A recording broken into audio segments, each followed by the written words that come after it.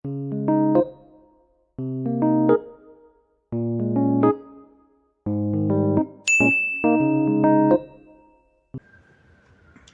دوستان، ایشون قراره که بعد از این تو کلیپای ما باشن، باشون آشنا بشین. جناب لوکا.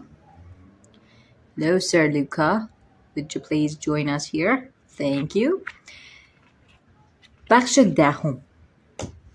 خب بخش دهم از کتاب مغازه خودکشی. شب فرا رسیده بود. مرلین در اتاقش لباسهایش را درآورده بود و با تکه ابریشم سفیدش بازی میکرد. انعکاس تصویرش در پنجره به ایالت شهر ادیان فراموش شده در آن سوی شیشه نگاه میکرد. مردم مثل نمنم پاییزی از بالکن برج‌های موسی، عیسی، مسیح، زئوس و ازیریت فکر میکنم میافتادند. دختر آقا و خانم تویچ روسریش را در کنارش به پرواز درآورد. با برخورد ابریشم به شانه‌هایش لرزشی در بدنش افتاد. مرلین اجازه داد روسری از روی کمرش سر بخورد. بین پاهایشان را گرفت و دوباره به هوا پرتاب کرد. در آن لحظه مستطیل سفید مثل حرکات یک رقصنده ماهر در هوا به پرواز درآمد. مرلین با چشمهای بسته نفسش را بیرون داد و روسری دوباره به پرواز درآمد. گوشش را گرفت و آن را دور شکمش بست. پارچه در کنار کمرش طوری پیچیده شده بود که گویی دستان مردی او را نگه داشته است. آه! صدای سر خوردن روسری از میان پاها و رسیدن به موهایش. اوه! مرلین ناگهان شانه‌های افتاده‌اش را صاف کرد. اوه! وقتی هدیه آلن با شتاب بیشتری به سمت بالا رفت و در راه سینه‌اش را که همیشه از شکلشان به اشتباه شرمسار بود نوازش کرد، بیشتر به سمت عقب خم شد. با دستهایی که پشت گردنش به هم قفل شده بودند و روسری که از روی بدنش به پایین سر می‌خورد، مرلین برای اولین بار انعکاس تصویر خودش در شیشه پنجره را دید. قبل از اینکه روسری به قوزک پایش برسد، مرلین آن را گرفت. پارچه ابریشمی دوباره به پرواز درآمد و شگفتی‌های نادیده گرفته شده بدن دخترک را به او نشان داد. او زیباترین دختر این منطقه است. هیچ دختری در ایالت شهر ادیان فراموش شده حتی توان رقابت با او را ندارد. هدیه برادر کوچکترش بهتر از یک خواب بود. و روسری همچنان به رقص هیپنوتیزم کننده خودش بر روی پوست لرزان او ادامه داد. پلکایش در یک لحظه خلسه مانند بسته شدند. اما او چه چیزی را کشف می‌کرد؟ آیا او داشت به مونرو تبدیل می‌شد؟ مرلین لب‌هایش را باز کرد و باریکه‌ای از بزاق مرگاور از دهانش سرازیر شد. بخش 11 از کتاب مغازه خودکشی. به دلیل عزاداری باز هستیم. تابلوی کوچک به سمت بیرون برگردانده شد و با مکنده کوچکی به جلوی در چسبید. همزمان در باز شد و صدای جلینگ کوچکی از بالای تابلو خارج شد. در بالاترین نقطه چهارچوب در اسکلت کوچکی ساخته شده از میله‌های فلزی آویزان شده بود که با هر تکان نوت‌های مرثیه‌ای را از خود تولید می‌کرد. لوکریس سرش را برگرداند و متوجه ورود مشتری جوانی شد. جوان به نظر میایی. چند سالته؟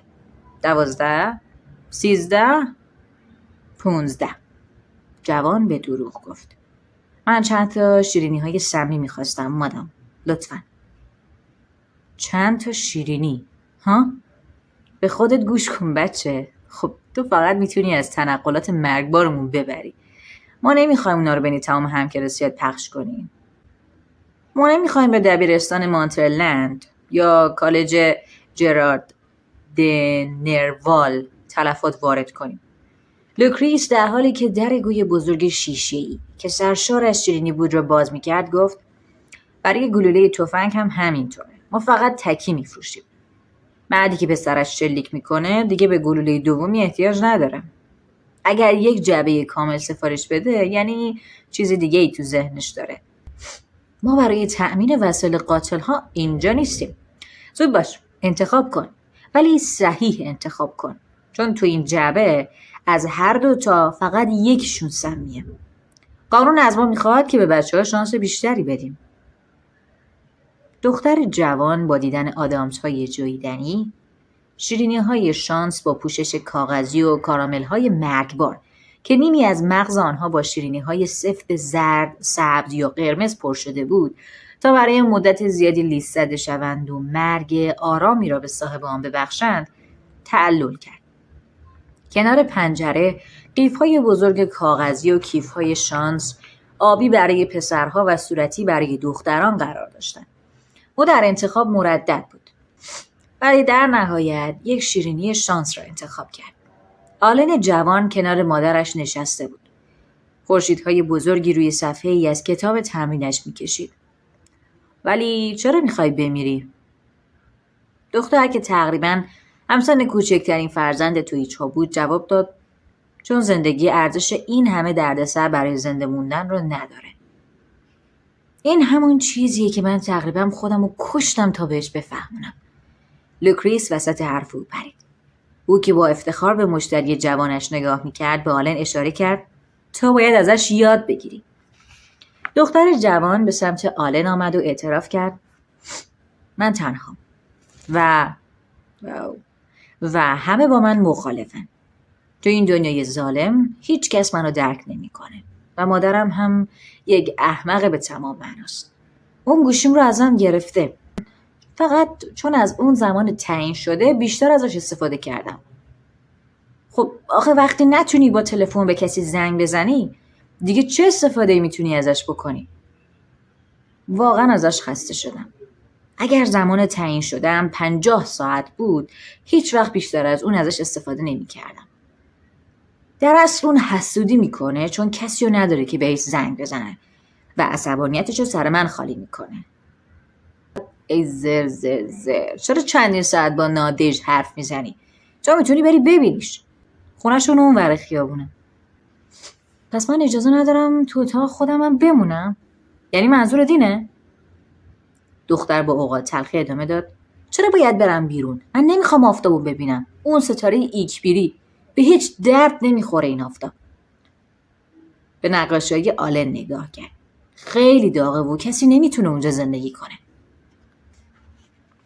به سمت صندوق برگشت و هزینه شیرینی شانسش را پرداخت. مامانم متوجه نمیشه چقدر باید برای لباس پوشیدن، درست کردن موها و آرایش کردنم برای یک بیرون رفتن ساده زمان خرج کنم. چرا باید من اون همه زمان رو جلوی آینه بایستم در صورتی که فقط میتونم گوشیمو بردارم و بهش زنگ بزنم؟ جلینگ جلینگ صدای حزن‌اندوه یک مرثیه بلند شد و دختر در حال باز کردن شیرینیش مغازه را ترک کرد. جوانترین توییش از روی پیشخوان پرید و به طرف او دوید.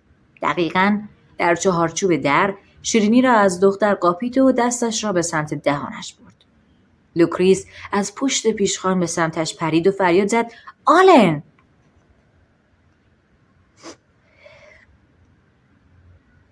اما این یه شوخی بود. آلن خیلی زودتر از اینکه دستش را به سمت دهانش ببرد از شر شیرینی احتمالاً مرگبار با انداختن آن در گوشه مغازه خلاص شده بود. مادام توییچ با صورتی رنگ پریده او را در بین بازوهایش نگه داشته بود. تو آخر منو میکشی. آلن لبخند زد. یکی از گونه‌هایش به سینه مادرش چسبیده بود و لبخندش را کج میکرد. دارم صدای تپیدن قلبت رو میشنوم مادر. خب پس من و شیرینیم چی؟ دختره که آشفته آنقدر از زندگی متنفر بود که لوکریس دوباره به داخل مغازه برگشت و شیشه شیرینی ها را جلوی او گرفت تا دوباره شانسش را امتحان کند. دختر جوان شیرینی شانسی دیگری برداشت و این بار سریعا آن را قورت داد. خب صاحب مغازه خودکشی از او پرسید دهنت خشک شده؟ حس خشکی موقع پایین رفتن آرسنیک از گلود داری؟ دخترک جواب داد هیچی، فقط شیرینی اسم میکنم. لوکریس با اکراه اعتراف کرد. خب امروز واقعا روز تو نیست، یه وقت دیگه برگرد. و آلن ادامه داد مگر اینکه نظرت رو عوض کنیم. 100%، مگر اینکه نظرت رو عوض کنیم. مادرش بدون توجه تکرار کرد. اما من دارم چی میگم؟ درون مغازه لوکریس با آرنجش ضربه‌ای به او زد. آلن خندید و مادرش را ملامت کرد. تقصیر خودت هم هست. تو هم باعث میشی من حرفای عجیب بزنم.